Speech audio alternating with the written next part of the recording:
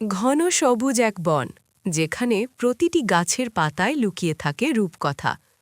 এই বনের এক বিশাল আম গাছে বাস করত মিঠুটিয়া। তার গায়ের রং যেন কাঁচা ঘাসের মতো সবুজ, আর ঠোঁটটা টকটকে লাল। কিন্তু তার এই সুন্দর রূপই তার অহংকারের কারণ হয়ে দাঁড়িয়েছিল। হ্যাঁ, আমার মতো সুন্দর এই বনে আর কে আছে?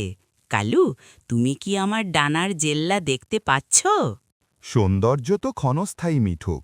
সৃষ্টিকর্তা যাকে যেমন বানিয়েছেন তাতেই সন্তুষ্ট থাকা উচিত। তুমি তো ওসব বলবেই, কারণ তোমার রং তো কয়লার মতো কালো। বনভোজন হলে সবাই আমাকেই দেখতে আসবে, তোমাকে কেউ ফিরেও তাকাবে না। এমন সময় বনে এক শিকারী প্রবেশ করল। তার কাঁধে জাল আর হাতে এক থলি উজ্জ্বল সোনালি ধান। সে জানত পাখিদের লোভ দেখালেই তাদের ধরা সহজ।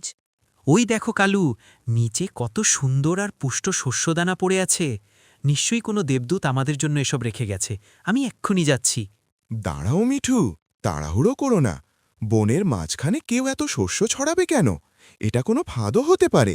আগে আমাকে ভালো করে দেখতে দাও। তুমি সব সময় বেশি ভয় পাও। আসলে তুমি চাও না আমি এই মজার খাবারগুলো আগে খাই। আমি চললাম। বাঁচাও বাঁচাও, কালু, আমি নড়তে পারছি না। এই জালটা খুব শক্ত।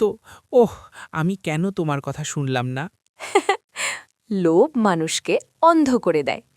মিঠু যখন বুঝতে পারল সে বিপদে পড়েছে, তখন আর পালানোর পথ ছিল না। কালু বন্ধুকে বাঁচাতে গিয়ে নিজেও আটকা পড়ল। এখন কেঁদে লাভ নেই মিঠু। শিকারী আমাদের দিকে এগিয়ে আসছে। আমাদের হাতে মাত্র কয়েক মিনিট সময় আছে। ওই দেখো, নিচে আমাদের পুরনো বন্ধু পিঁপড়ে রাজ তার দল নিয়ে যাচ্ছে। কালুরাজ, দয়া করে আমাদের সাহায্য করুন। আপনার ধারালো দাঁত দিয়ে এই জালটা কেটে দিন, নইলে শিকারী আমাদের নিয়ে যাবে।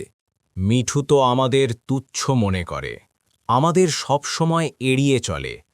তবুও বিপদের সময় আমরা মুখ ফিরিয়ে নেব না, কারণ আমরা বিশ্বাস করি ক্ষুদ্র হলেও একতা অনেক শক্তিশালী। হাজার হাজার পিঁপড়ে জালের ওপর ঝাঁপিয়ে পড়ল। তারা তাদের ধারালো দাঁত দিয়ে জালের দড়ি কাটতে শুরু করল। ওদিকে শিকারী তাদের প্রায় ধরে ফেলেছে। আকাশের নীল সীমানায় উড়তে উড়তে মিঠু বুঝতে পারল জীবনের আসল সত্য।